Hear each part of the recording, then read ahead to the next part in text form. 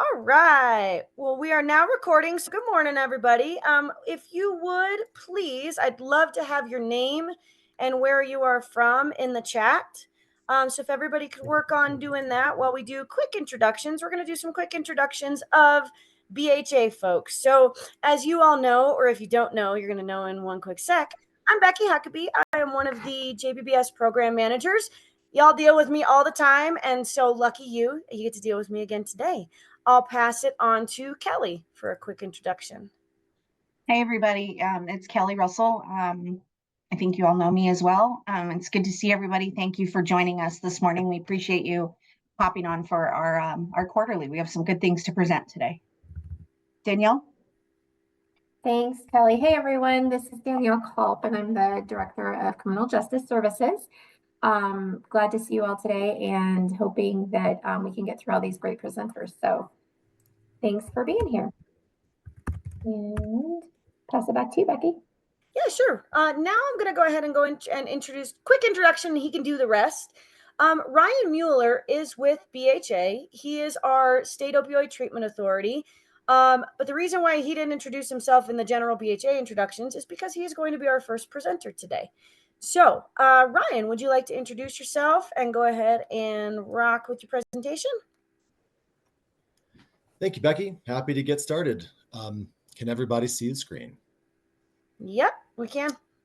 Awesome. Well, good morning. My name is Ryan Mueller, State Opioid Treatment Authority in Colorado, and the Associate Director of the Controlled Substance Licensing Team here at BHA. And really, the focus of my conversation today with you all is going to be about opioid use disorder, treatment for opioid use disorder, and that application in the carceral setting. We're going to be exploring from a historical perspective, current state, and future goals of where treatment is going. And I will spend a little bit of time talking about the rule changes that got us to where we are today and where we're going to go. I do have slides, and I talk a lot, but I hope this feels like a two-way conversation. And so please feel free to speak in the chat, raise your hand, interrupt me. I don't care. Let's have a conversation. When it comes up in these slides. And if I could ask the JBBS team to help me manage the chat if folks are asking questions, so we can manage those for folks too. Thank you very much. Okay, so how I guess I'd like to start this discussion is just to say that opioid use disorder, its treatment, and its treatment in the carceral setting, those bring up big feelings and big opinions, and myself included. And what I remind myself in the workspace is, hey, let's make sure that I'm aligning my feelings to fact and to research and honoring the importance of facts. Let's talk about just a few that I know most people on this call are familiar with. And that is that the majority of people going into carceral settings, 2/3, one study found, are dealing with an SUD, a substance use disorder. Many of them have opioid use disorders. What's also known is that people that begin to receive medication for opioid use disorder while incarcerated and exiting are less likely to return to the carceral setting. And also, most importantly, that people who leave the carceral setting that have an opioid use disorder that are not on treatment for that disease have an increased likelihood of overdose and overdose death, like an extreme likelihood compared to the general population or folks that have opioid use disorder who do not find themselves in carceral settings. And what does this really tell us? It says that if we want to reduce opioid overdose deaths and opioid overdose death risks in our community, we must really focus our time, effort, and resources to carceral treatment. That's really what it says. And on this next slide, I could probably spend all day on this. We could spend a semester talking about opioids and their application of human life, but I don't think Becky and the team would much appreciate that. We've got a lot of great presenters today. The purpose of the slide then for this portion of discussion is just to remind of sort of the timeline. Opioid use has been around really since the dawn of written history, and probably before. And if we fast forward to more modern American history, thinking about the time around the Industrial Revolution, there's a confluence of some pretty important events that make opioids, that kind of bring them up into the spotlight of American life. That is the advent of morphine. That's the distilled, sort of a distillation of opium to give you like a 10 times potency equivalent per dose. You have the invention of the hypodermic needle, and you also have the Civil War, which brought immense need for analgesic and antitussive medical supports. So think about all the different war wounds and surgeries that are requiring analgesic or anti-pain relief, and then all the rampant infectious disease that wars at that time brought people. And opioids have an extreme ability to reduce the cough reflex, and so a lot of value. And I think what's important to say here is I don't think it could be understated how important this change was in our history with knowing opioids. You have millions of years of mammalian evolution. You have hundreds of thousands of years of Homo sapiens evolution to give us what we now have as our nervous system. And what our nervous system needs to interact with the external world is some kind of signaling. And for us, that's pain. We live with pain every single day. All of us, even on this call, my knee hurts as we speak. Whether that's psychological pain, physical pain, that's the mechanism to tell us, hey, we're going too far and we need to pull it back in order to stay alive. And now, for the first time in history, we're able to snap our fingers and turn that system off. And that is a remarkable thing. It's changed medicine forever, what we can do with people. And it also just crept into the lives of Americans. There was extreme demand for this newfound ability to turn off pain, which isn't always very comfortable. And I think where I would go with this slide is to say that we've had multiple opioid epidemics throughout our history. And generally they're started the same way. There is demand for the product. There is industrial ingenuity to bring us the new heights of meeting that demand.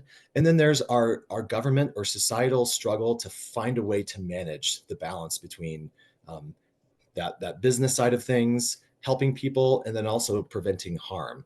We don't always get it right. We try our best, and as time goes on, we hope that changes, but we've certainly struggled.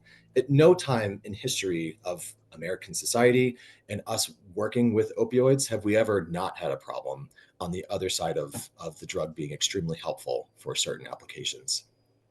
That brings us to sort of where we're at, and that is our most deadly opioid epidemic. And that's particularly because of the amount of people that have access to the medication, but also the toxicity of the supply of the drug. In current state, we still measure our overdose deaths in our state in the thousands. And at the national level, the opioid epidemic has been redeclared as a public health crisis, to sort of paint that perspective. I know that opioid overdose are beginning to decline, but we'll talk a little bit about that in slides to come. Now, fortunately in the course of this disease, there is effective treatments. But first, to understand why treatment is so effective in treating opioid use disorder, we have to understand the power of withdrawal. I don't need to impress upon anyone on this call what physical withdrawal looks like and feels like for people that are going through it, especially in the carceral setting. But what's important to also mention is the psychological impacts of withdrawal. It particularly impacts a portion of the brain called the amygdala, which is responsible for emotional processing, particularly emotions that are fear and anxiety. Think of it as the fight or flight center of the brain. I sort of joke that I would call this center like the death avoidance management system. And that's a pretty important task. But the problem with withdrawal is either withdrawal itself or the anticipation of withdrawal triggers this fight or flight response. It triggers fear of death. And why that's important to recognize is, well, it helps us understand a little bit why people would do what they do to their bodies, would put themselves at risk, why they would do what they do to their communities and their families in order to avoid fear of death, essentially. And so helping us to understand what our patients are going through, what the people that we serve are going through, and also understanding why the drugs are so effective. Methadone and buprenorphine in particular, both of them are controlled substances, both of them are opioids, and both of them work to reduce both the cravings of opioids, but also manage the withdrawal. They're a little bit different. Buprenorphine is a partial agonist opioid that can bind to opioid receptors. And I think another way to say it slows down cravings for opioids and also reduces withdrawal to some extent. Um, it also has the added ability of adding naloxone or Narcan to that drug combo, giving you the name I'm sure you all have heard, Suboxone, which limits the ability of other opioids to come into the body and experience reuptake from those receptors. So can be super valuable, and it is the most prescribed opioid drug to treat opioid use disorder.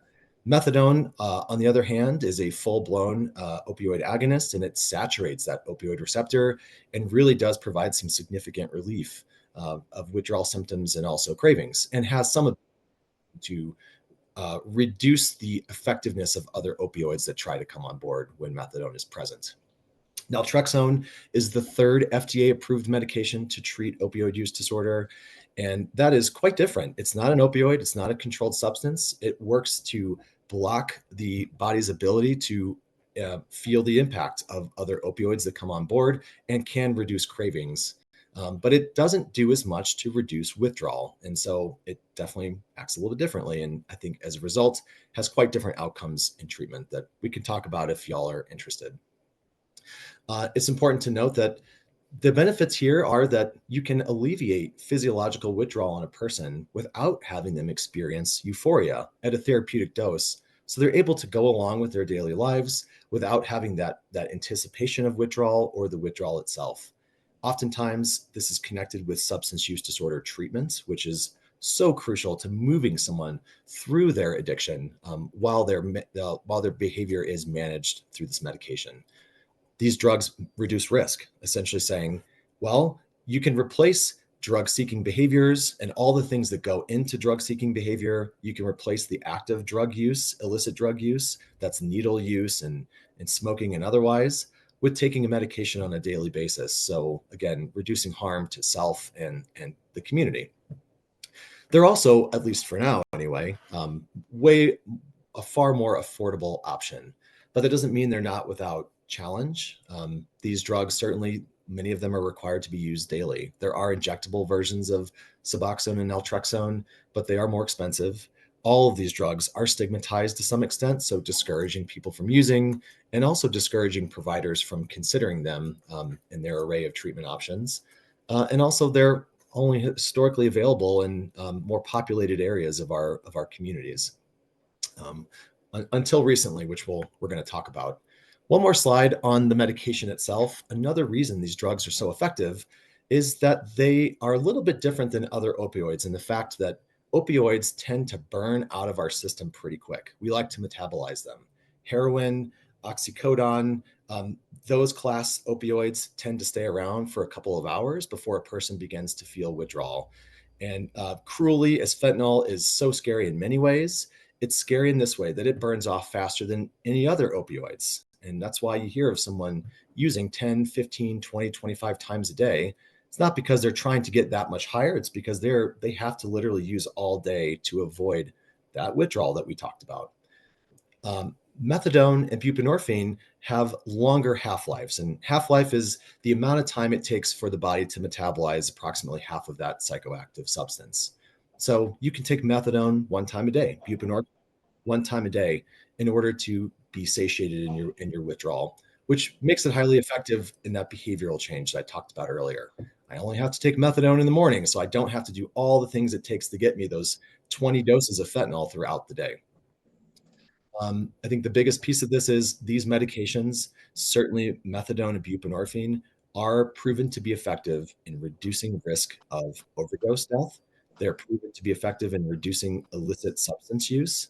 Methadone has generally considered to be the lowest risk of treatment dropout, followed by buprenorphine. But it's really important to say it out loud again that concurrent behavioral health care, along with these drugs, tends to have the lowest dropout rate of being on these medications. All right, and the last piece is just, I told you before, buprenorphine is the most commonly prescribed MOUD. It's what we'll call them from here on out in the slide deck. That's for a few reasons. It's regulatorily, it's relaxed considerably compared to methadone. There are less potentials for physical harm to a person compared to methadone when misused. And there's also a lot less stigma as a result of both of those things. And so prescribers and facilities feel way more comfortable talking about them and prescribing them. On the challenges related to buprenorphine, anecdotally from our communities of people who use drugs and people who treat substance use disorders, they report that it doesn't work for everybody. And sometimes when someone is experiencing severe opioid use disorder, particularly with fentanyl, that buprenorphine doesn't quite do enough to satiate their withdrawal or their cravings. Additionally, like I talked about earlier, when you stack buprenorphine and naltrexone or naloxone together, given you Suboxone, remember, Narcan is intended to stop the effects of other opioids. Well, if you start that drug while you have other opioids in your system, what do you get? You're going to get a little withdrawal. You get precipitated withdrawal. And that's a huge risk and a challenge for prescribers as they work to get someone inducted onto a therapeutic dose. Not saying it can't be overcome, and it is all the time, but it certainly is a challenge, and it's not for everybody. All right, so kind of switching gears to like where are we at as a result of everything I just said? Where are we at? And in current state, we think in the United States there are somewhere around 6 million people that are suffering with an opioid use disorder. In our state, we think that's probably around 85,000 people, although that's likely a conservative estimate. When it comes to who is in treatment with medication, we know this for a fact. Methadone enrollment is required in what we call a central registry, so we can do a head count. It's about 9,600 people in our state. For buprenorphine, which is tracked through the prescription drug monitoring program, so think every doctor, every pharmacist who fills these prescriptions has to report a controlled substance prescription to this database so we can pull this stuff. On a monthly basis, we have about 26,000 scripts going out at any given time, which tells us with really bad napkin math that we're looking at about 40% of Coloradans who have an opioid use disorder are on medication for that opioid use disorder, or otherwise 60% are not. Certainly access to these treatments are not the only reason that people aren't in treatment, but it is, make no mistake, a major reason.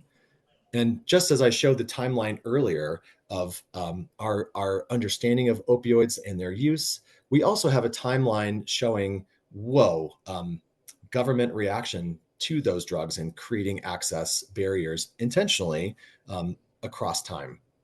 And in the 1914 Harrison Narcotics Tax Act, that's when essentially government said, we're putting a pause on a lot of this, including consideration for MOUD, treatment with a medication to treat opioid use disorder. And it wasn't until, several decades later that research and trials and evidence emerged to show that, methadone actually is pretty effective in reducing these super harmful behaviors, and that over time, people tend to get better. There's another sentinel event. So before it was the Civil War, now it's the Vietnam War that sort of pushes this envelope to the next phase and saying, we have a dramatically increased demand for treatment for opioid use disorder, and now we have an answer in methadone, so let's give it a shot. And the feds essentially were pushed to creating what we know today as the methadone clinic, a legal channel for providing medication for this disease. It didn't come without a price, I will say. Remember, I said that we're always looking for ways to manage access to these medications and how society interacts with them. Well, on the methadone clinic side, we restricted access significantly. Back then, we said, you have to prove to us you have 2 years of an opioid use disorder in order to be considered qualified for treatments. And also, you can't get a prescription for this medication. You have to come almost every day in order to get your medication. Sometimes there are take-homes. We'll talk about that, but generally consider access was incredibly limited. This had impact on how treatment developed across our nation and across our states. OTPs, what you're seeing here on the left is a marker of every OTP that is available to us.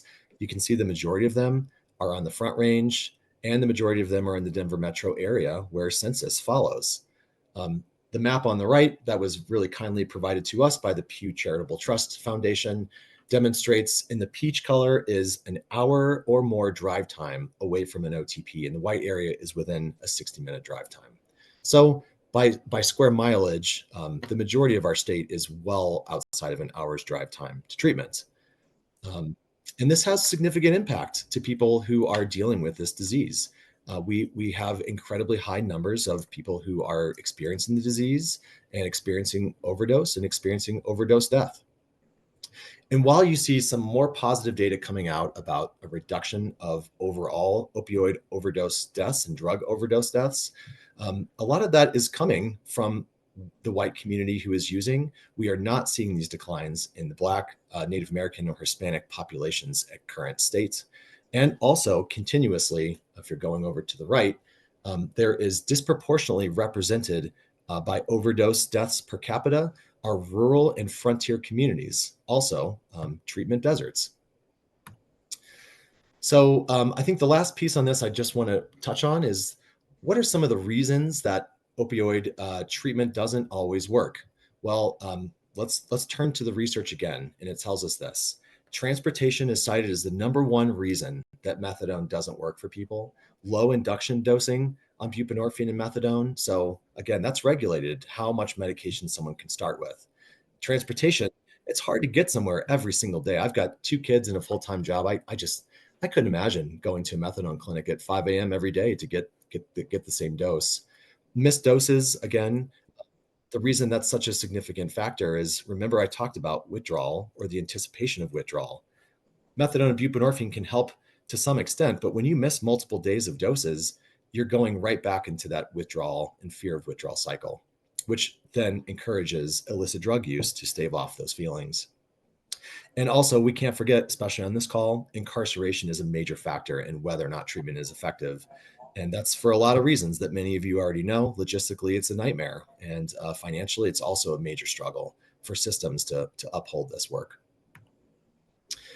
But there is hope. And this part of it, we're going to talk a little bit about the rules and how we got here. And I mentioned 2 Sentinel events in American history earlier that sort of like got us where we are going. And there's another one, and that is COVID. Once COVID hit in March of 2020, the feds and state governments had to figure out ways to provide healthcare to people in different ways that that decreased people's exposure to that virus. Methadone clinics, not a great place. Remember, you're standing in line every single day dosing. Well, the relaxations that were allowed to counteract that risk were to give people the chance to take medications out of the clinic more often, so they were at the clinic less often. It also allowed for certain telehealth permissions so people could see their providers and see their counselors outside of those offices, again, removing them from that space. States were able to opt into these and these options, these flexibilities, and Colorado was an early adapter. In fact, we pushed on the feds to ask for additional permissions. We said, can we please get rid of that rule that does not allow someone entry into treatment under 1 year of opioid use disorder? And we were granted that permission. So reminder that these permissions, these flexibilities have been in place since 2020. And I can't believe I'm saying this, 5 years later, the feds did research on the impact of these flexibilities to those more significant access rules. And this is what they found, that over the last, 4 or 5 years now, that length of stay and treatment increased. Overall treatment outcomes improved. There was an increased overall census in methadone care across the United States, and that throughout that time, equally importantly, there was a stable and low methadone-related overdose death rate. Pretty tremendous findings, if you ask me. And while we celebrated them, we said we better do our due diligence at the state level. Is this what we're seeing as well? And our good friends at CDPHE provided us some really helpful overdose death data to show that methadone-related overdose deaths throughout that time period of flexibilities and before demonstrate a low rate of overdose death for methadone. And at the same time, mirroring SAMHSA's findings that OTP enrollment increased significantly during that time, up 35% in about 4 years. This also had a dramatic impact on access to medication. So this is not the only factor in businesses choosing to expand their territory, but certainly did not hurt that they are now able to conduct telehealth work. They're able to go into different counties, different spaces with less staff in order to reach different people. But in 4 years, OTPs increased their footprint by 30% of counties. That's from 12 to 17 counties. 52% more OTPs overall in our state in that time period. In the Denver metro, essentially methadone clinics doubled. And what does this mean for carceral settings? Generally, what it means is there is going to be, and there has been, more MAT support in the carceral setting from your external medication provider. And it also means more referral options upon exiting that carceral space. So with all that said, certainly the BHA embarked upon the journey of changing our own state rules to mirror these new access flexibilities that SAMHSA has codified. And even next month, May 9th, we sit in front of the Human Services State Board for our first reading of those new rules. And some of those rules, we don't have to go through all of them. There's a lot of changes. But the big ones to know is we are also supporting telemedicine options. We are expanding the criteria for folks who would be considered eligible for treatment, removing officially the 1-year opioid use disorder requirements in order to enter treatments. We are requiring OTPs to coordinate with any sort of dose delivery that's required for that person if they enter another treatment setting while in the course of OTP care. And we are also making sure that OTPs are prioritizing the special needs and treatment of pregnant people and postpartum people who come into service. And then also, if an OTP is requiring an administrative discharge of a patient, it is really incumbent upon them to engage in the transfer of care to another facility so that person does not go through medication withdrawal, but medication continuance. The biggest change that I don't know how this impacts the carceral setting, but you should probably just know that the take-home schedule is, I think, the biggest thing that you're going to see different in our rule set from then until now. And that is that we used to have a phasing system that required up to 24 months of enrollment before you could be considered eligible for a prescription-based 30-day take-home supply of methadone. And in this case, essentially, it takes away that time and treatment requirement, allowing someone to receive medication 7-day supply within the first couple of weeks of treatment, a 14-day supply within the first month of treatment, and then a month supply after the first month of treatment. Of course, this is relying on prescriber judgment, and these agencies are audited by the BHA and by SAMHSA and by the DEA, and they'll need to prove medical justification in order to provide particular dose take-home increments. The last piece about rules that I'll just talk about is that with more medication in the community in the form of take-homes, we are requiring OTPs to do a little bit more to keep that medication safe in ways that are narrowed into that exact issue, which is medication diversion. Each clinic will have to have a diversion control plan that cares for take-homes. They're going to have to establish randomized and also for-cause take-home dose callbacks. So if someone gets 30 days of a supply of medication, they're going to randomly be asked to present those bottles at any given time throughout the year, and also when there is diversion expected or suspected. Also requires that people will have to remove those take-homes if there is diversion that's proven, but that they cannot stop that dosing at any time, at least not daily. The last two things are that OTPs will be responsible for outreaching patients who fall out of treatments, and that everyone should be provided either a prescription or a direct supply of opioid overdose reversal medications like Narcan or naloxone. Okay. Are there any questions? Did something pop up before we're going to get into discussion of this application in the jail setting? I don't see any questions in the chat. If Okay. anyone has a question, feel free to raise your hand or just jump on in. Thank you, Kelly. All right. This slide is, I think, pretty obvious for people that are on the call that, you all do this work. You know where methadone comes from generally in your facilities. You know that the majority of it's going to be delivered by OTPs, and that's been pretty tough for jails that are not in, highly populated suburban settings or urban settings. But there are certainly emerging options as OTP medication units continue to expand into frontier and rural communities. We now have an OTP medication unit that's established in Breckenridge, Colorado, one that is officially established in Craig, Colorado. Montrose, Glenwood Springs, Grand Junction. We soon expect there will be several OTPs, 2 OTPs, in fact, in Durango. And I think beyond, we're having conversations about how folks might also explore space on the Eastern Plains. There is an exception to medication delivery through an OTP or a jail becoming an OTP themselves, which some of you have become, and that is 1306.07 exception dosing. I'll talk about that in a couple slides to come. Buprenorphine, please. Brian, we do have one question in the chat. Yeah. This is from our folks in Fremont County. I have had some issues getting people approved for inpatient treatment because they've used recently, even though they are in jail. So of course they haven't used. Is there a way around this? And Yvonne, if you want to elaborate on that at all, feel free.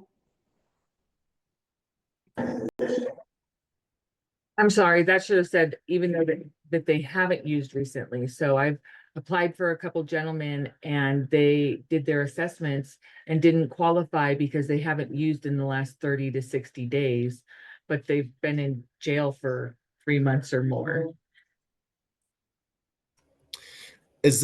Thank you so much for that, Yvonne. Is this OTPs that are denying the admittance? Outpatient treatment, or no, inpatient treatment, excuse me.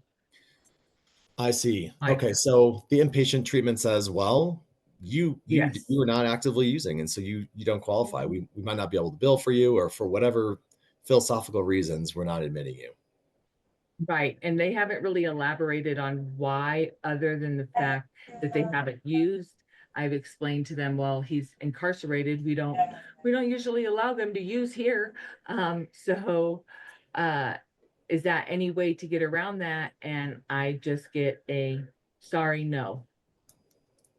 Sounds like a couple people have had that same issue from what I'm seeing in the chat here. A really important question, and a real question. I think I'm going to answer as carefully as I can. Number one, for OTPs, which is not residential care, generally speaking, it could be, but it's just typically not. The new requirement says you can bring someone into treatment if they have if they're in active withdrawal, or if they have a history of opioid use disorder, or they're saying, oh my God, I know this treatment works for me and I'm going to relapse. I've had a death in my family. I lost my job. I'm going to relapse. I need to get back in. Before, we gave people a hard time for allowing that admittance in OTPs. And now we lift that and we say, it is really the prescriber's responsibility and judgment to allow that person to come in. That does not help your residential problem. I totally understand.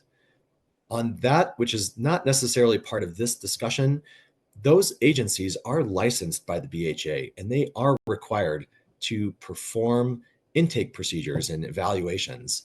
And if that person demonstrates that they have a history of a substance use disorder, and that's why they're coming into treatment and they're denied, I think they have a lot of questions to answer. I think the first stop is probably letting us know about it per agency, saying, hey, this person was denied access. Can you all look into this? We open a formal investigation, we interview the agency, and we kind of go from there.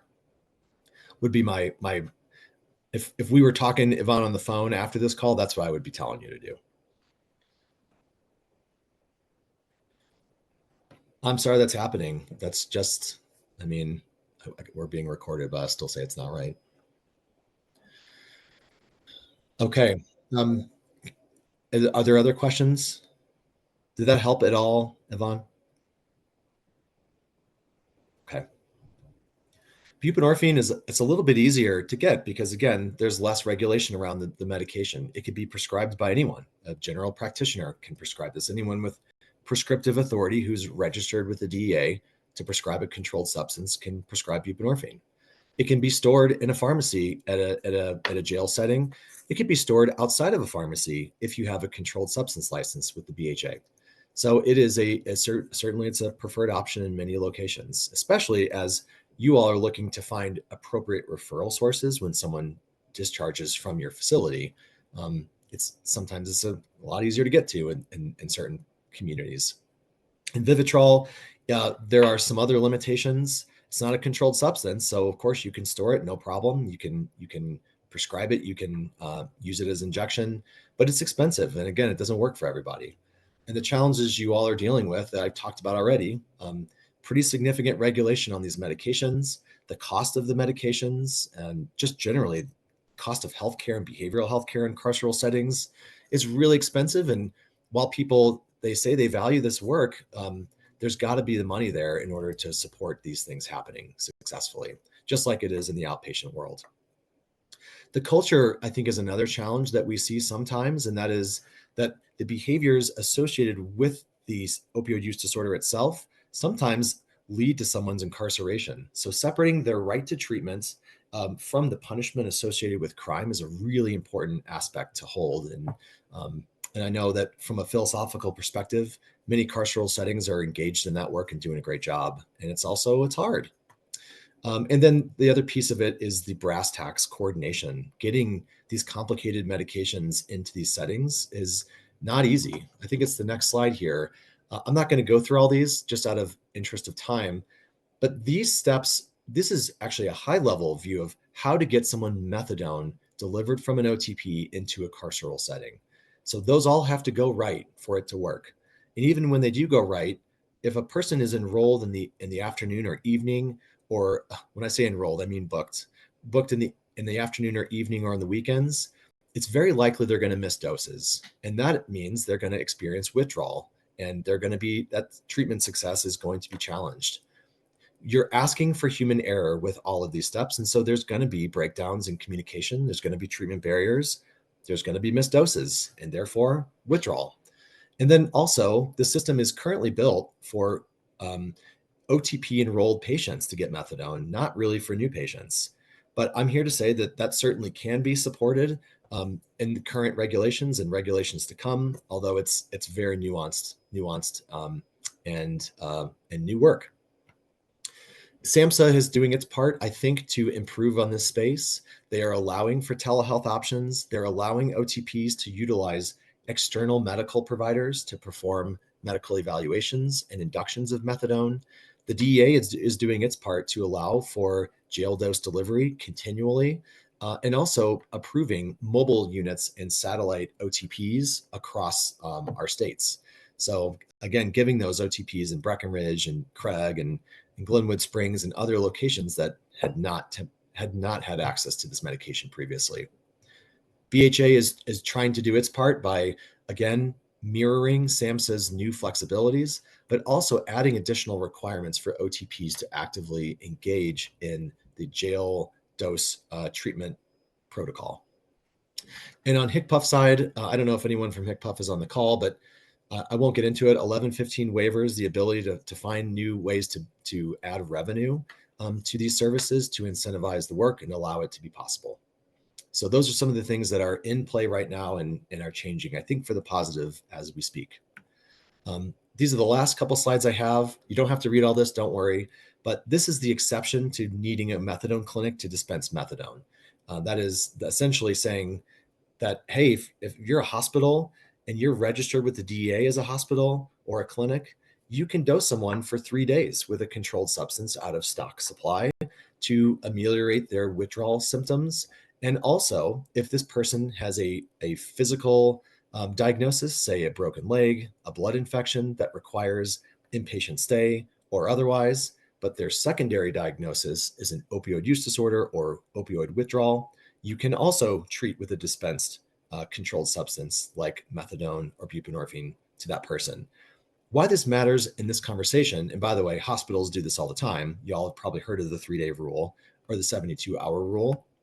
But our good friends at Johns Hopkins Bloomberg School of Public Health asked the question, why not apply this logic to medical facilities in carceral settings, DOC, and also municipal jails? If you all are registered with the DEA as a clinic or a hospital, you should be able to do this work as well. And if someone's incarcerated and has, high blood pressure or other medical ailments, but their secondary diagnosis is opioid use disorder, why not treat them with stock medication if you're not able to coordinate with an OTP? This is such a new concept and it's a little bit up in the air. And so what we did was we shopped this consideration with our Rocky Mountain Division DEA and ensured they support this interpretation. And as we speak, the Department of Correction in Colorado is exploring how they can implement some of these protocols in addition to serving people through their OTP. pretty cool stuff.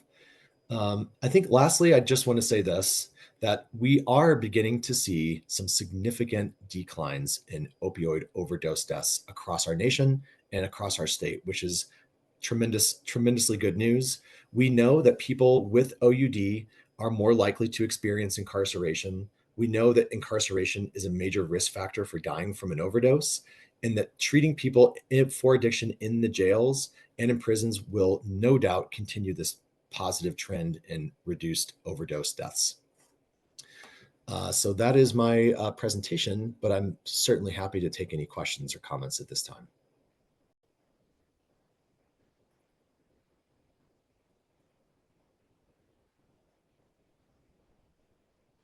I'm going to jump in. I have a question. I am just curious about the report that recently came out in January from CU Anschutz regarding House Bill 221326 that with many things requires jails to provide that. And ultimately the summary stating that this bill requiring these things has not actually had any impact on overdose deaths across Colorado. So just curious kind of what you're seeing, what jails need to be looking at differently or doing differently. So since we're required to do this through this bill, something we do to be more effective, because for this study, it's not effective at all. I really appreciate this conversation. And I think I need to look a little bit farther into this. The last I read from this was in the Denver Post. It's a Sunday that came out a couple of weeks ago that really highlighted the portion of the bill that felonized fentanyl possession did not have a positive impact in reducing risk or overdose death. I did not see any part of that article that commented on the requirement to provide treatment. We know that people that are on medication incarcerated and that leave on medication are less likely to die. That is proven science already. So my interpretation was that it was all about, the discussion was about the felonization and whether or not that was keeping people safer. I could be wrong, but that was my take on that.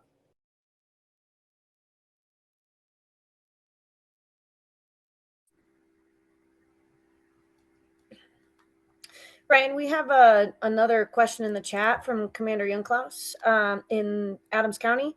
He's asking, does anybody else have a responsive contact for the DEA? Was the question, do we have contacts for our Rocky Mountain division? Sounds like it, Commander. Do you want to expand on that at all?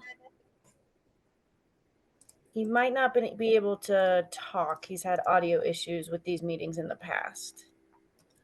Yeah. Well, Commander, we do. And in fact, I mean, I'm happy to share it through an email or other ways, but the folks that are in charge of the work from our division is Angie Pickerel and Christopher Hall over at Rocky Mountain DEA. So I don't know, Becky, if there's a better way we can connect through an email after this, and I'm happy to provide that contact information. Sure. Yeah, you just want to shoot me an email, and I can shoot it off to Commander Youngklaus. Cool. We can do that.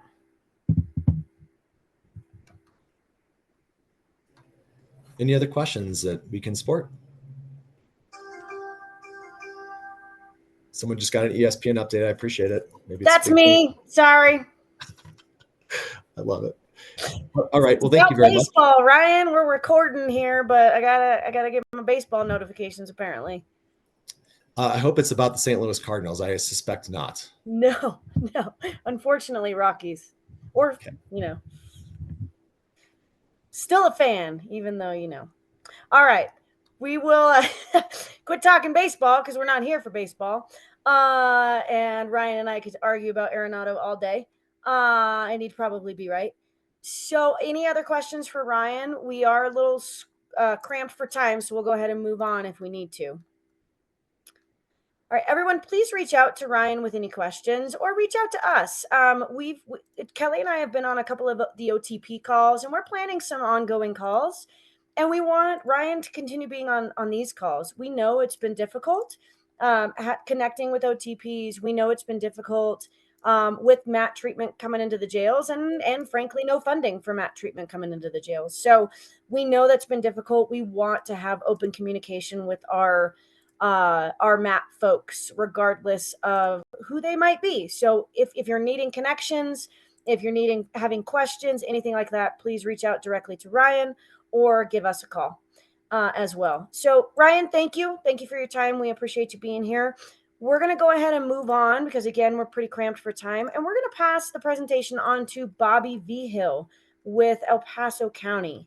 Bobby, are you here? And I'm getting more notifications, and I apologize about that. I should probably just go ahead and mute my phone. I'm with you, Becky. Go Rockies. Oh, yay, Bobby! Even though what have we lost? A lot of games in a row, and we should have won last night and still didn't. But here we are. Bobby, I'm going to go ahead and shut up and let you go ahead and take over the presentation. Ryan, could you start sharing so Bobby could go ahead and share? Thank you, sir. Appreciate you. Sorry, just a second. Hello, I'm Bobby Vigil. I'm the case manager supervisor with the JBBS program in El Paso County. And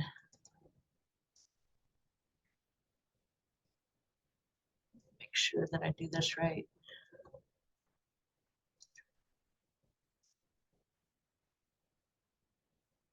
And I don't think I am. Give me just 1 second.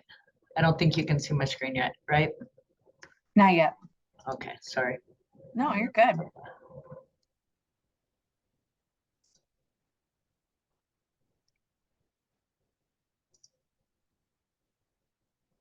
little bit better? There we go. Yep. Okay. We see it, Bobby. Thank you. All right, thank you.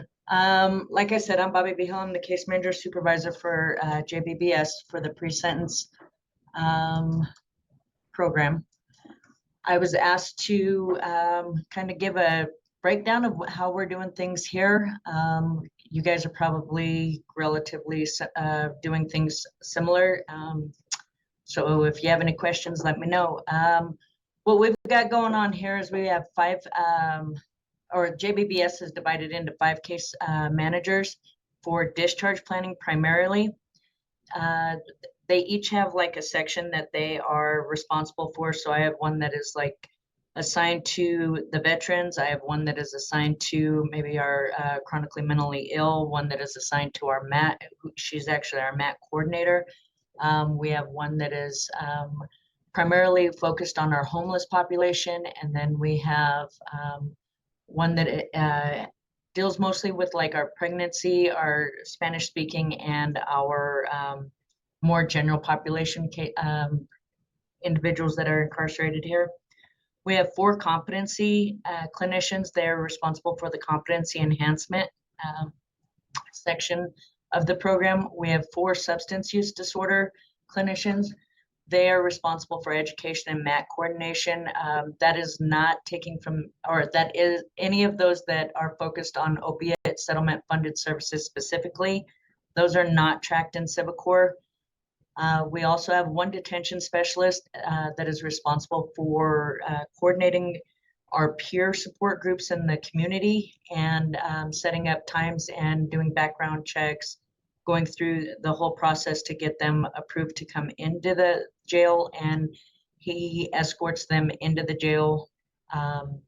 We have a therapeutic response stabilization team. We call it the TRUST team, and it's somewhat similar to the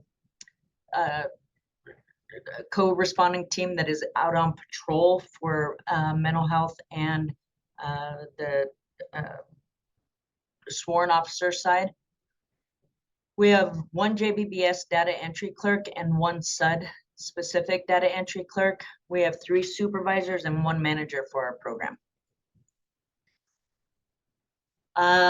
We start services at the door, similar to the requirements from legislation asking us to make sure that we offer anybody who needs Medicaid.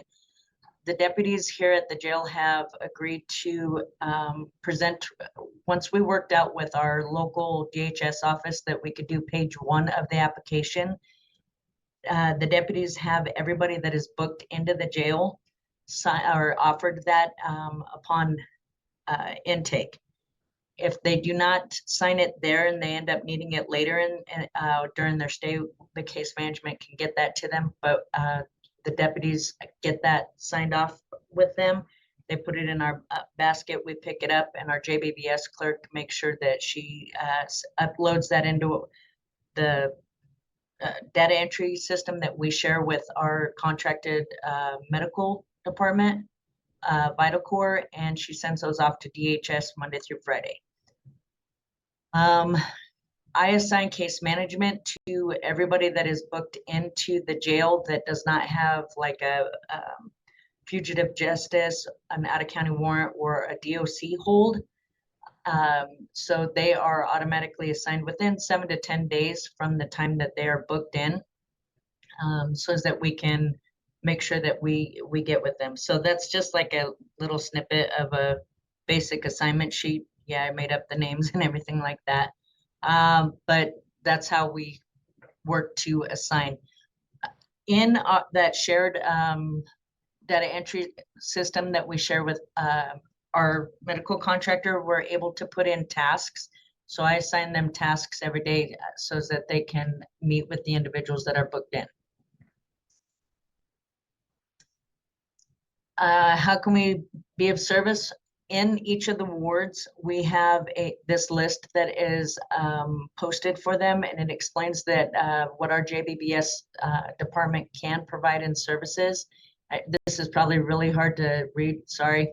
But it lets them know that we have relapse prevention, peer support groups, MAT services, substance abuse disorder treatment resources. We have interactive workbooks and journals, discharge planning and case management services. And then it asks them, some of the basic questions of the services that we provide. Do you need an ID? Do you need a social security card? With our medical contract, we can fill out an ROI with the individual and get a demographic face sheet from VitalCore to give them upon release to be able to go into the community to get their social security card. They can't have them sent here, but we can help them with that. Basic things like, do they need GED information, college information, trade school information? Do they need help setting up stuff with child support, parenting classes? Quite a few of our individuals are unemployed, so we set them up with resources in our community for employment, whether it's day labor or more long-term employment. All the local food pantries, places that they can get food. They can't sign up for food stamps while they're here, but we can help them get some stuff right out the door. To include clothing. A lot of them, their clothing, if they were unhoused, they don't have their clothing, it's gone. We can help set them up with referrals to Peak Vista, which is a local medical provider here in El Paso County. Just to check in, because I can't see you guys. Everybody, this is going through okay? Yep. Okay, thank you. We can see it and hear you just fine. It's all good, Bobby. Thanks. Yes, ma'am. If they need mental health counseling, we are set up with Diversis here in El Paso County that we can send a referral and an OBHS referral and a ROI to Diversis, and they will set up video visitations with our individuals here to start getting them aligned for services prior to them getting out. If they're interested in MAT, if they're interested in substance counseling while they are here, they can let us know that. Anybody that asks for Narcan, we will place Narcan in their property so that they can receive it upon release. If they want a specific one-on-one peer support individual, they can ask for that. We have a couple different locations that we work with in the community that actually come into, and I'll discuss that a little bit later. But they can set up on the web visit also to be able to have one-on-one meetings with their peer support individual assigned to them in the community. It helps them when they're released to be able to know the person and actually follow up with them. We are working with the VA and Mount Carmel, so if they're veterans, we get them in contact with them. I'll go into a little bit more of that later. If they need low-income housing locations to get the VSPDAT survey done here in El Paso County for housing, and we also help with sober living. So this is posted in the ward. So if they need, you know, maybe when we first try to meet with them, they could have been, you know, chem depping or something like that, and didn't really feel like getting out of bed. At any time they can kite us, and we will go back in and meet with them. Divide and conquer based on that assignment list that we do every day. Our Echo, Fox, and Golf wards are a little less restrictive, so case management tries to start early in the day, goes into each ward, tries to meet with the individuals, complete the gain and the service sheet, similar to the one that I just had posted, asking them what they would need to help them hopefully not come back here again. We try to do those one-on-one. If we can't get one-on-one, what we can do is use the multi-purpose rooms and do group interviews. So they'll have the piece of paper in front of them, but we're asking the questions and try to capture the information there. Our Alpha, Bravo, Charlie, Delta wards are more restrictive.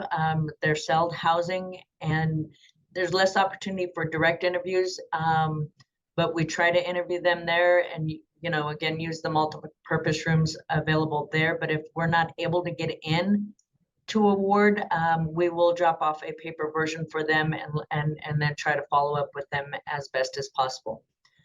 On a daily basis, the case managers go ward to ward and collect any and all paperwork from the individuals from our JBBS boxes assigned to us. And then those could be anything from the ROIs that I spoke about earlier, or it could be sober living applications, things like that. We offer interactive journals that they're available in a variety of topics for independent goal attainment. And especially in the celled housing, you know, a lot of individuals will ask for those. Individuals that are on MAT are automatically, or sorry, on MAT automatically do get a MAT discharge packet as soon as we find out that they're on MAT. The goal of that is more of a, it could be considered more of a cookie cutter version of a discharge packet, just to get them something in case they are released prior to us meeting with them. Case management will still go back and try to meet with them, but we want them to be able to know where they can go in the community, have the Narcan placed in their property, and the information for follow-up. Bobby, would you be able to take a question real quick? Yes, ma'am. From me? Yeah. Can you, and you might be going into it right now, can you talk a little bit more about when and how you administer the gain? Yep, that's this part. Okay. Honestly, administering it is, all of ours are done on paper. We don't have the availability to take the computers in to the wards, whether it be, you know, spotty Wi-Fi or just the time consumption, or the possibility of it being, you know, it's not easy to take into the ward. So we have paper versions, we print them out, and any information that we have ahead of time, like their date of birth, I mean, their basic demographic information, we already have that available. So we don't need to, I guess you could say, duplicate efforts and try to go through that while we're meeting with them. So any of that basic stuff that we already have, it's already available to us. Then we'll just ask the questions, but we openly tell them, look, I'm about to ask a lot of nosy questions. I'm trying to ask these questions as quietly as possible. If you don't want to answer this question, go ahead and say skip. And then we have to come back and enter all of them into the system, into the Chestnut Gain system. So the way we have to do it, there's a lot of information that we have to capture in multiple places. So first off, usually we'll start with the Civic Court JBBS entry, include, you know, if they're brand new, including their referral page, everything like that. And most of you guys probably do this similar. The service tab, make sure we've got that entered for the gain, and then we'll go back in and enter for the discharge plan. We do leave our referrals open for the entirety of their stay here because they might be involved in other aspects of JBBS. So for that, we don't close them out right away. The completed gains entries that we've been able to do from when we were told to start on July 1 of 24 is 2019 up until today, the last time I checked today. And so all of those entries have had multiple places that we've got to put them. It's drilled into our head. If it's not documented, it didn't happen. We enter the gain, upload it into our Vital Core system, the assessment section of it. And then we provide, from the interview with the incarcerated individual, we create a discharge packet based on whatever their needs were at that time. If they needed an ID voucher, the ROI for the Social Security card, any of the community referrals that we can help them link up with. And then that discharge packet is placed in our intake and release areas, and the deputies give that to them upon their release. So any of the paperwork that doesn't need to go to their wards, we try to minimize that. Can't guarantee that in 45 days to 6 months when they're released, that they're going to know where that paper is. So it's ready for them with our contact information in case they need a follow-up, or with the DMV they have to schedule appointments, and their ID voucher might expire by then, so they can get back in contact with us to get updated information and resources. Notate and Civic Core and other all the other services provided throughout their stay, sober living resources, apps, referrals for mental health, MAT referrals in the community, and anything else that pertains to their stay here. They say communication is key. Individuals can send for service requests at any time through the KITE system here. Case management, and mental health all here constantly look at the KITEs that are sent in and communicate. We can respond back to the individual. They can ask for us to come see them. Or maybe they're not understanding a process, or they need to get lined up with sober living to be able to be released by the judge on a PR bond. Whatever that looks like, they can send in a KITE, and we can assist them to the best of our ability. The internal referral. Yes, ma'am. I'm sorry to interrupt you, but I'm actually, if I could ask you a question, I've got somebody on the road who's texting me who shouldn't be texting me from the road. But anyway, he's asking a question. Where are you getting the ID vouchers from? They've been looking for those for a long time, and they haven't been able to find those. So where are you getting those from? Laura, may I tag your it? We create them ourselves. So and I don't know what the legislation is, but there's rules that if somebody's incarcerated, they get a free ID voucher. And again, I don't know what the law is that requires that. So we got with our local DMV and asked them what they wanted this to look like. And so we mirrored it off of what DHS provides. And we just created our own. And again, went around to all the local DMVs, spoke to them, showed them the voucher that we were going to provide, and got their buy-in. But yes, we created our own because we were also having a hard time. Okay. I think the main thing was that you need to have the county's logo, like a memo or something with the county's logo. And does it have to be signed by somebody, Laura? I don't know. I remember that's what we did at Jeffco. It was just and then like their release date and stuff like that. So yeah, like she was saying, you really kind of just can create your own as long as it has the sheriff's office logo on it. And I am happy to share ours with anybody if anybody is interested in what it looks like, so you can mirror yours off of ours. Feel free to send me a request, and I'm happy to share that with anybody. Actually, Laura, if you, I'm sorry, Becky. No, you were saying exactly the same thing I was saying. Yeah. Go ahead. I was gonna say, if you can send that to Becky and I, then we could send it out to the group if you don't mind. Okay, making a note now. Thank you. Okay. Thank you. Thank you, Laura. And so we'll get that out to everybody. And then if there are any follow-up questions, so for the particular individual that's on the phone too, if there are any follow-up questions, we can absolutely connect with Laura. We can connect you with Laura as well. If there's any issues connecting with your DMV, maybe we can explore that. Yeah. Thank you, Laura. Thank you, Bobby. Sorry to interrupt, Bobby. No, you're fine. Also with the ID voucher, we use a stamp instead of signatures. It has all of our information of whichever case manager is working with them, but we just have an office stamp that we use also. We do have individuals that do not have mailing addresses, and we have communicated with a local homeless advocate agency that allows us to send a letter from their CEO, saying that individuals can use their address. So that's very helpful also. And sometimes it's unfortunate, but the ID voucher is only available to individuals that have had a Colorado State ID previously. So those are just some things around that.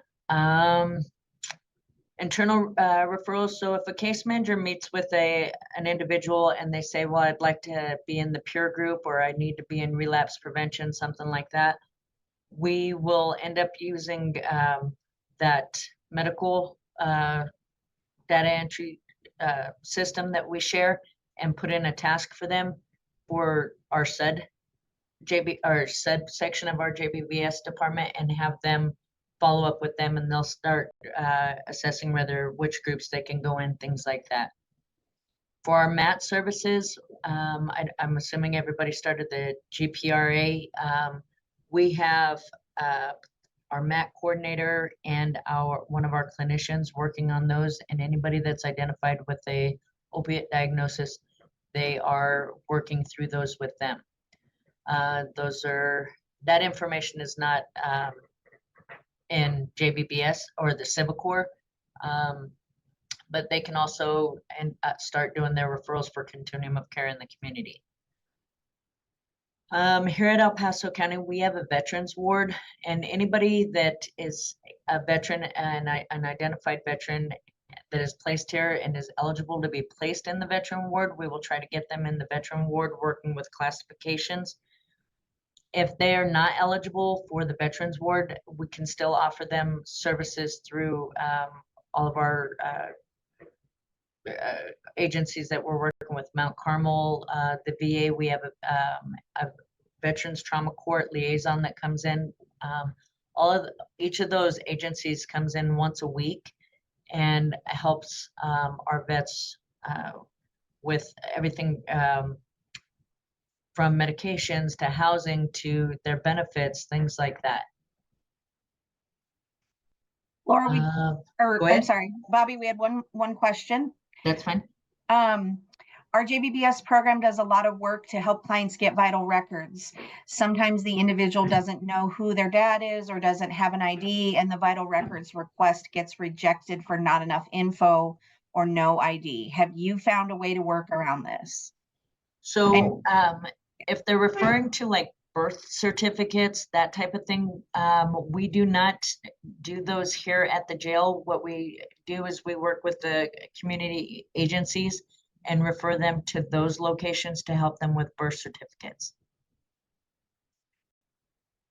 Okay. As far as like their social security cards, if they've had a previous social security card, we haven't seen or gotten too many issues voiced to us that our demographic sheet that medical signs off on, and we give to them with the social security card application instructions on how to use that form with that to get their social security card. We haven't gotten anything saying that wasn't working.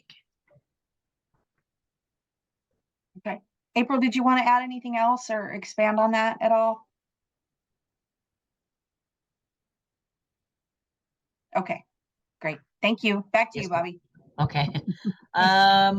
Competency enhancement clinicians, they have different rotations to meet with our individuals that have competency raised. They go daily from ward to ward, meeting with their assigned caseload.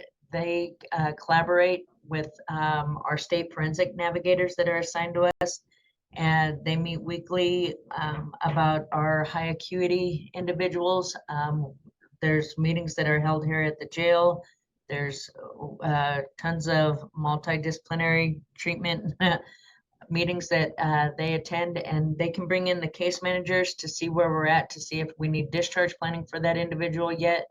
So it's all keeping everybody up to date on what's going on with individuals, so that we can hopefully serve them to the best. Trust, all about trust. Our trust team, like I said, is that dual responding angle at trying to deal with individuals that are in our jail. So if we have somebody that the deputies are dealing with that might be, putting paper towels on their window of their cell, and they're not complying with the deputies, instead of immediately just rushing the cells, the deputies will call for a trust member to come up there and help de-escalate the situation.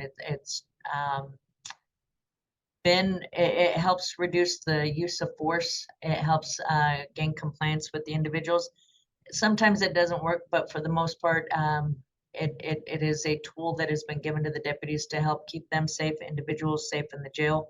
And we like it.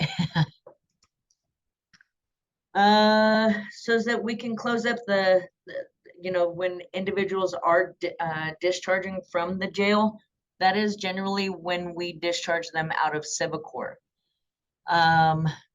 Our JBBS clerk is responsible for running a discharge or a release report daily, and then going back through, and anybody that is released, she will close out. And because she is also the one that is responsible for the tracking after the individuals have left. So she goes back through and discharges everybody so that we can, make sure that that is done. And then she does the tracking daily also.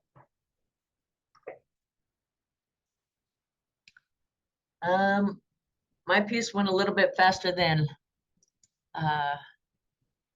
everybody else's, or the gentleman before me. Hopefully I covered what we do here at EPSO. That is not all inclusive in any way, shape, or form. That is just a general overview. Is there any other questions? I don't see any questions in the chat, but Got a hand up, Kelly. Yeah, hi. Oh, I'm so sorry. I missed that. No, My you're bad. okay. You're okay. Hi. Hi, I'm Sheridan. I'm with the Boulder County JBBS program, but I just had a question about your use of peer supports. Kind of if you could explain a little bit more what that looks like. Are they contracted? Are they employed through you? And what has been the process to approve that? Because it's something we're really interested in here. Okay. Actually, how we started that is one of the local peer support agencies, Serenity Recovery Connection. They were willing to start web visits with our individuals that we referred to them. From that, and seeing the need for that, and trying to offer more things in our veterans ward, that's where we started. So what we would do is they had an identified vet peer coach. And so I went to some of the trainings that they had over there, found out exactly what they were focusing on. And then we started escorting them in about once a month. We were escorting the veteran peer coach into the veterans ward. And then that grew. So now with our detention specialist, Laura, my supervisor, and our SUD team has presented to our sheriff a background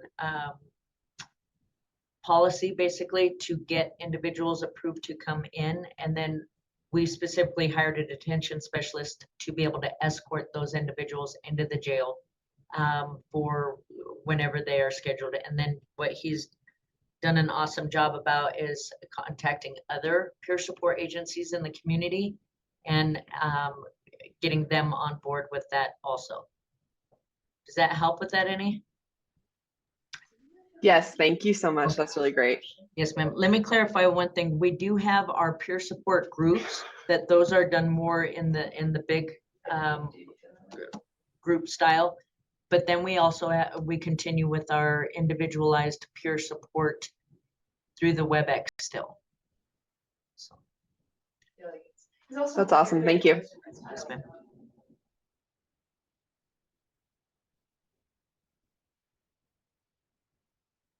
Okay. Bobby, we do have another question in the chat. Okay. What platform do you use for the peer support web support meetings? Our jail uses Jail ATM.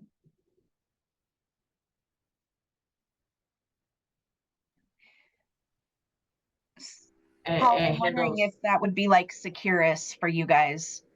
I don't know if that's the same type of system, but I'm wondering. It's the same system that like professionals, and sorry, I'm not as familiar with some of the other forms of them, but so if our professionals or our community are visiting, they can sign up through our jail ATM system.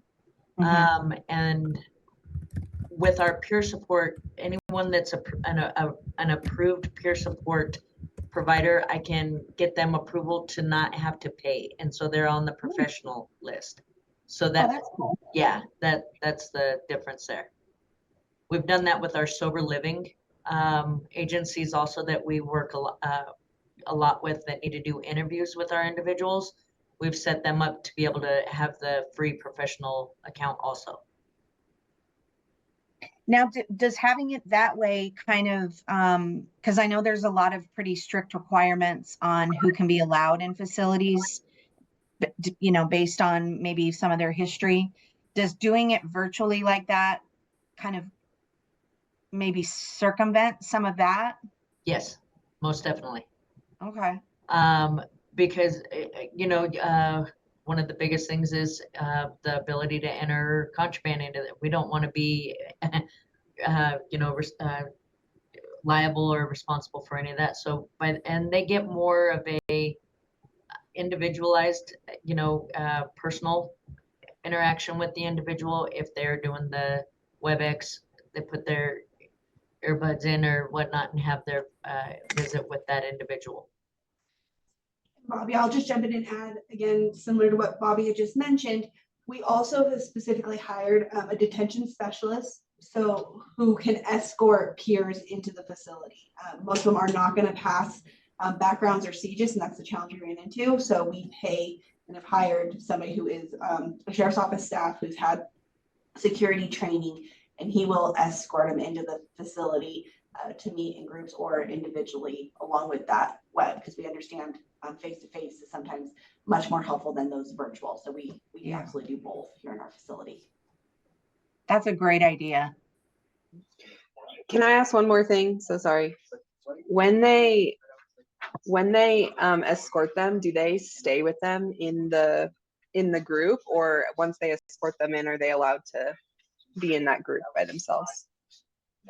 So previously, what I've done, I can't speak for how the detention specialist is doing it right now because I haven't been present in those groups.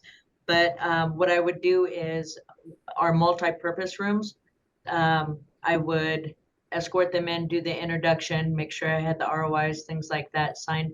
And then I would tell them that I was stepping out on the outside of the door. So they were in there on one side of the table. Our inmates couldn't get up or anything like that.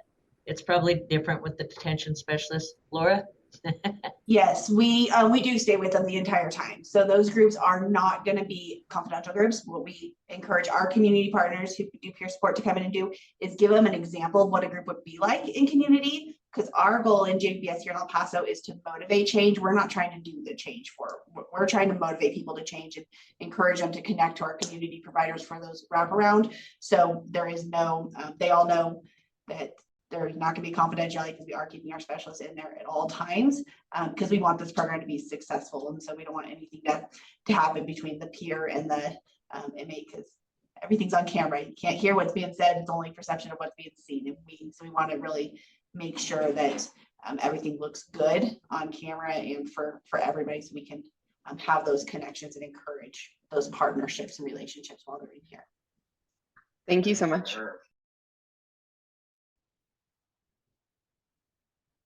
Did anyone else have any questions for Bobby or Laura?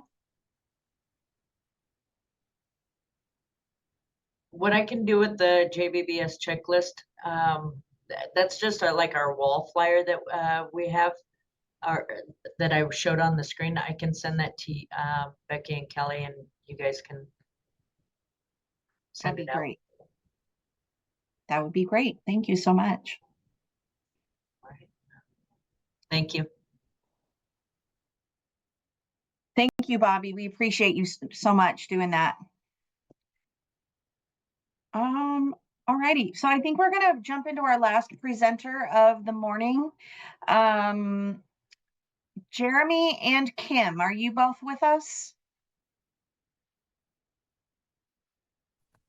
Yes, I'm here. I'm here. All right. Okay.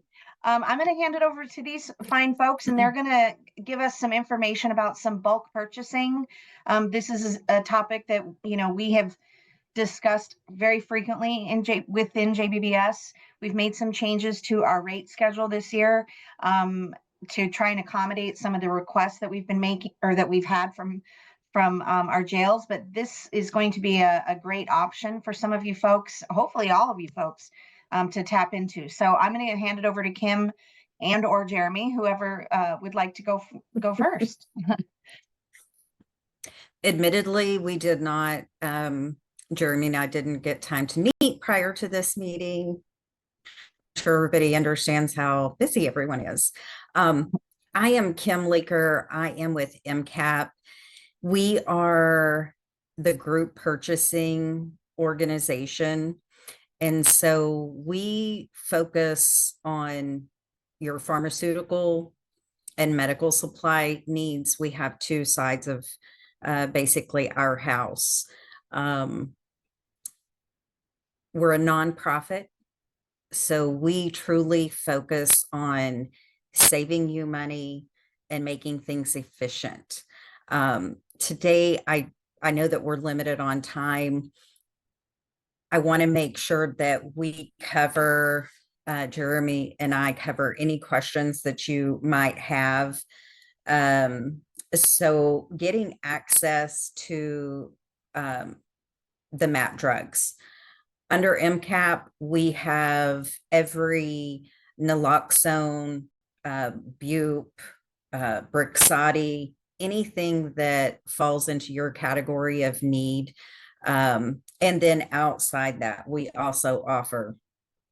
The way our program works is going to be the state of Colorado, your volume will be brought together to drop you into a larger tier discount.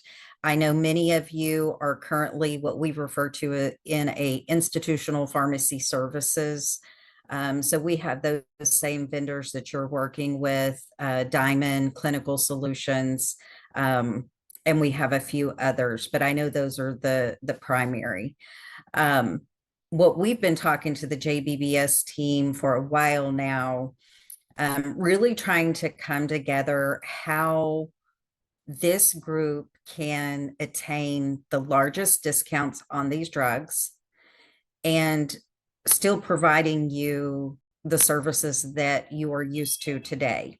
And so that is really what brought Jeremy and I together.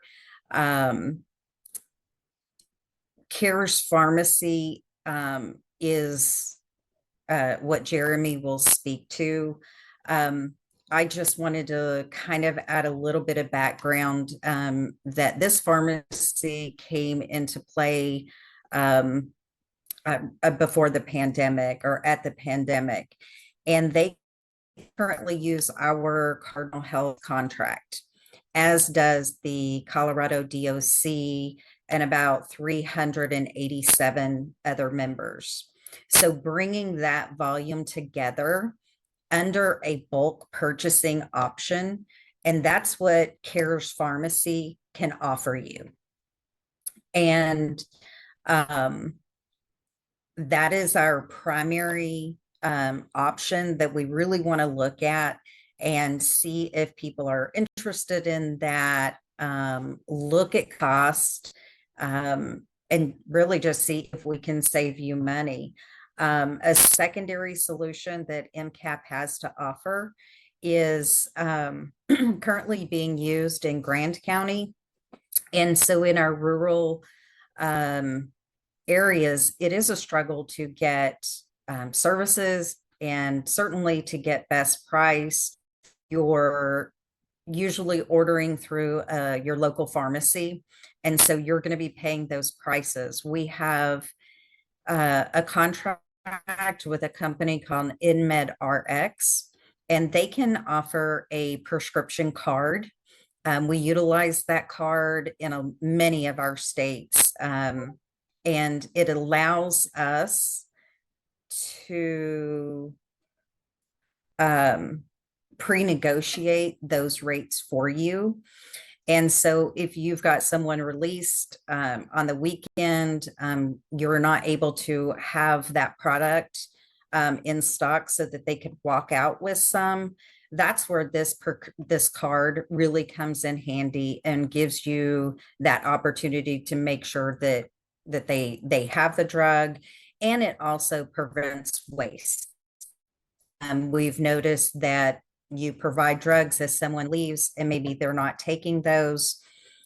For probation officers that are tracking whether they're using those pharmaceuticals or getting them from the pharmacy, that they can also provide a report there. So those are our two options. MCAP does have the other institutional pharmacy services tracks that you're currently utilizing or in a direct way, not through MCAP. And so we really wanted to offer this bulk solution because we really think that that's where you're going to be able to capitalize, bringing all of your volume together and thereby really reducing your price for the MAT drugs or for any of the other pharmaceuticals that you purchase. If you have any questions, please let us know. You can ask us questions through chat. I will go ahead and punt this over to Jeremy. I'll let him introduce himself and a little bit of background on Cares Pharmacy. Awesome. Thank you, Kim. And thank you to the BHA team for allowing us to present here. My name is Jeremy Martinez. I use he, him, his pronouns. I am the State Drug Assistance Program Coordinator and Healthcare Access Unit Supervisor at the Department of Public Health and Environment. I oversee the State Drug Assistance Program. We are a program for people who are living with HIV and those at risk of acquiring it, making sure they have access to medications. We contract with Cares Pharmacy. They're one of our contract pharmacies to administer our medications to our uninsured clients. And so we've worked with them a lot on their bulk billing. We had some hepatitis C medications that we ordered in bulk with them. We have other programs within our office that are doing a similar thing with like Bicillin for treatment of some STIs. So we have a lot of experience, I guess, working with both MCAP, Cardinal, and a contract pharmacy and ordering those. And so we could be a resource if anybody has any questions regarding that. I also wanted to kind of offer a third option, one that specifically works with our program. We pay for medications for clients who are currently incarcerated, who are living with HIV. And we all know those medications can be quite expensive. And so if a client is responsible for the cost of their care, we could cover the copays for those medications. and ship them off to pharmacies. And so I have a quick presentation on just kind of how we go about that process. That way we could kind of low-hanging fruit until we get the bulk billing thing situated. We could at least help individual clients make sure they have access to medications. I'm going to put into the chat our website that has our formulary. We have a pretty robust formulary. Again, the requirements are you have to be living with HIV, but we don't cover just antiretroviral medications. We cover opportunistic infections, substance use disorder, medications, hormone replacement therapy. We cover a pretty wide gamut of medications, and our formulary is listed on our webpage there. Let me just grab this real quick so I could share quickly. Just want to kind of provide a couple just overview things of the program. Our first jail claim was adjudicated in May of 2015. Since then, we've had over 1,000 claims filled just at one of our jails. We've paid over $750,000 in cost of medications on behalf of clients. And then we've also expanded our program to go beyond the city and county of Denver. And on average, every client that is enrolled into our program gets about six fills while they're currently incarcerated. Quick demographics about those who utilize that program. 99% of the fills that we've paid for have been for antiretroviral medications. The majority of the clients are aged 30 to 49, probably similar to the clientele you serve. And then I just grabbed like the top 4 medications that we cover the cost of.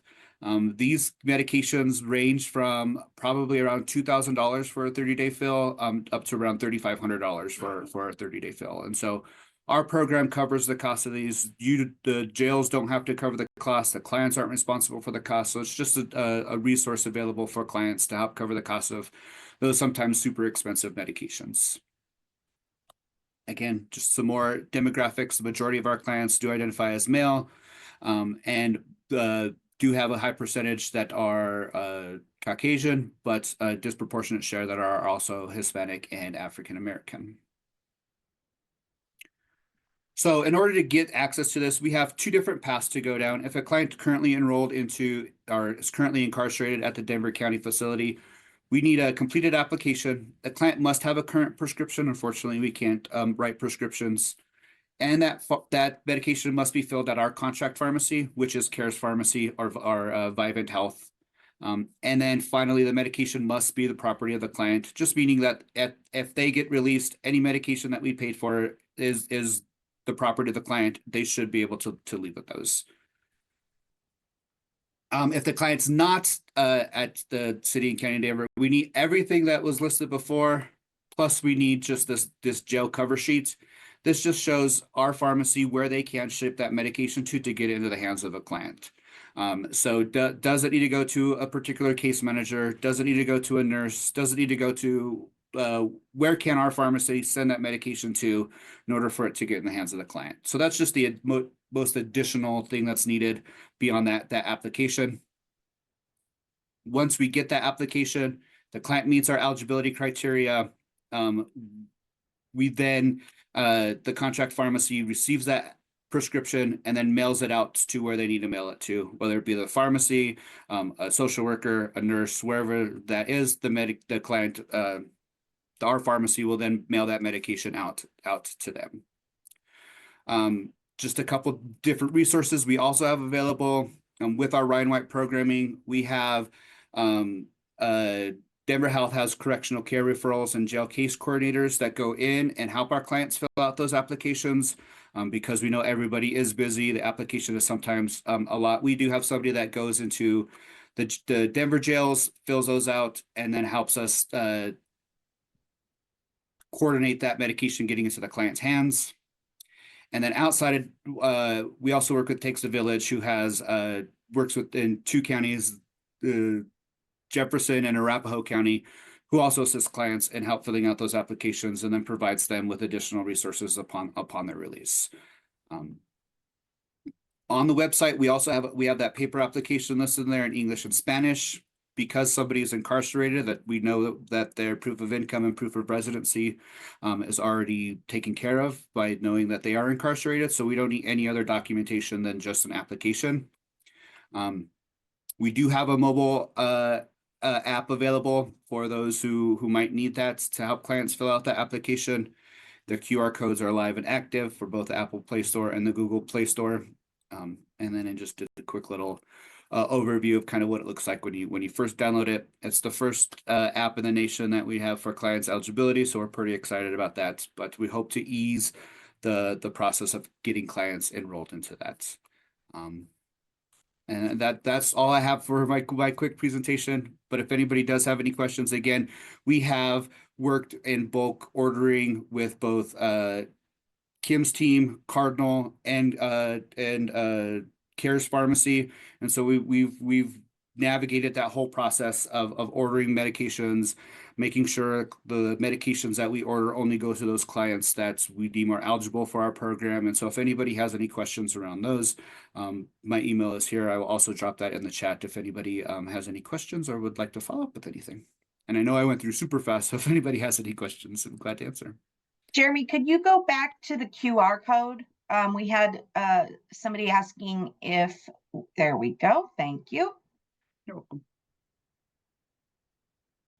So I would just like to finish and add that, like Jeremy was saying, they have managed this. This will be a new venture for us, but we're certainly excited to talk to you.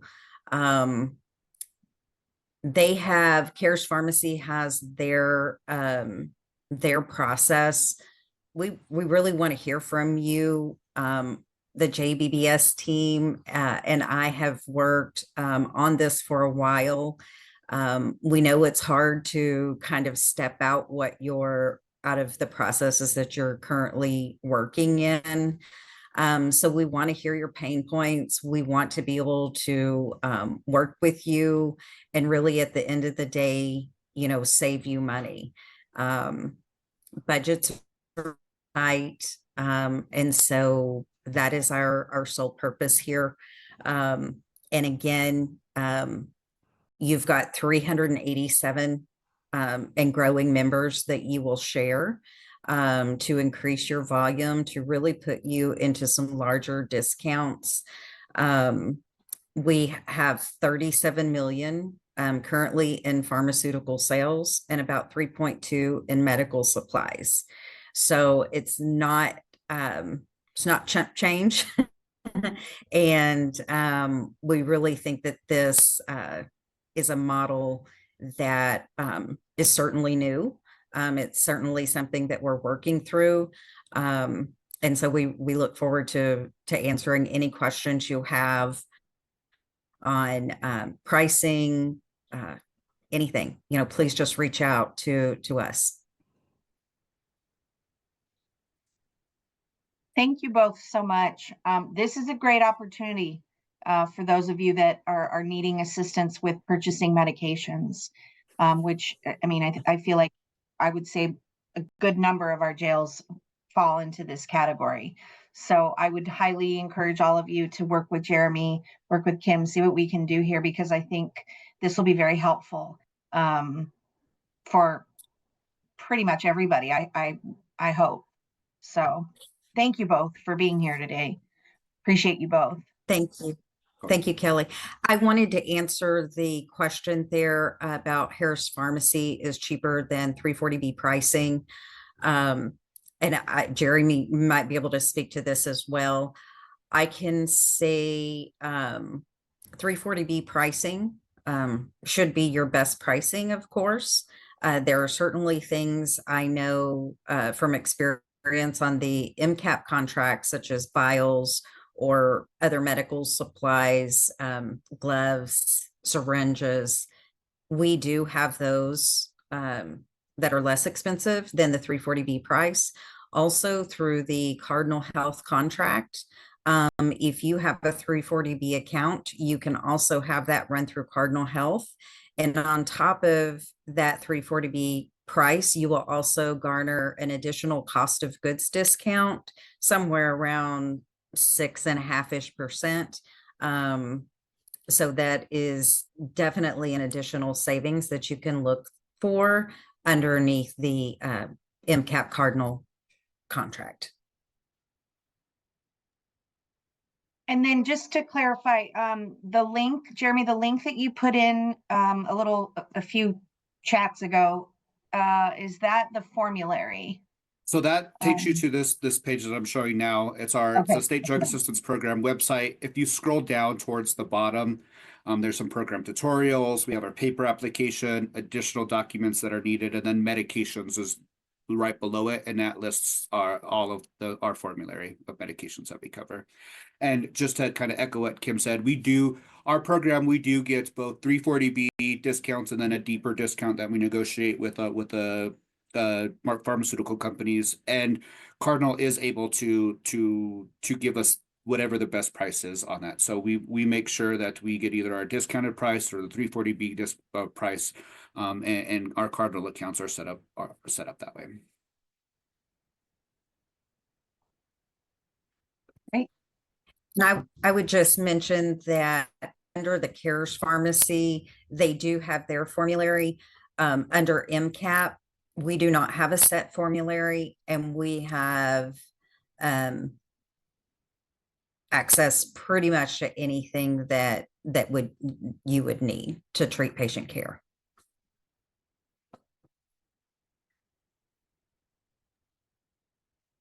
Okay. Sounds good. Thank you.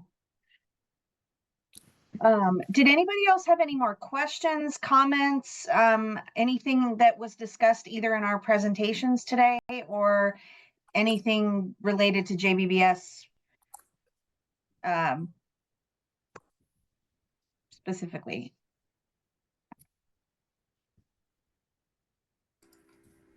Okay. Cool. I saw a meme recently that said, you've given me 5 minutes of my day back. Now I can pursue my dreams. So we're going to give you all 15 minutes of your day back so you too can pursue your dreams. And as always, please holler if you have any questions. Right, dreams, here we come. Again, we really appreciate y'all being here. Thank you for taking the time. We know it's a big commitment to be here for 2 hours, but hopefully, yes, hopefully we've given some great information today. Thank you to all of our presenters for being here. Becky, did you have anything else, or did you want to close us out? Yeah, I'm good. I don't think I had anything else. I think if you guys have any questions or concerns, I know there's been a lot of stuff surrounding the contracts and the GAE that we're going to be doing for next fiscal year, and some concern around that. I hope we've addressed those concerns. Everybody got a letter from me yesterday signed by the CFO to also address those concerns. I've talked with a couple of county attorneys as well. So, but if there's anything else, please let us know. We want nothing more than to get those contracts signed so we can give you money for fiscal year 26, even if giving that money is going to look a little bit different. So I think that's all I had. But feel free to reach out to me. Feel free to reach out to Kelly. Feel free to reach out to Danielle as well directly. As Kelly said, appreciate you all. Go now, instead of 15 minutes, pursue your dreams within the next 14 minutes. Take care, everybody. Thanks, everybody.